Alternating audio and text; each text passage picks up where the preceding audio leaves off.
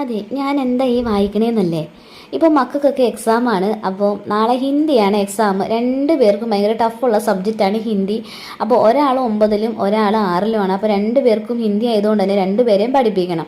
അപ്പം ഞാൻ ആദ്യം ഒന്ന് പുസ്തകം പഠിച്ചിട്ട് വേണം അവരെ പഠിപ്പിച്ചു കൊടുക്കാൻ. അതിൻ്റെ ഇടയിലൂടെ ചായ കുടി നടക്കുകയാണ് കേട്ടോ.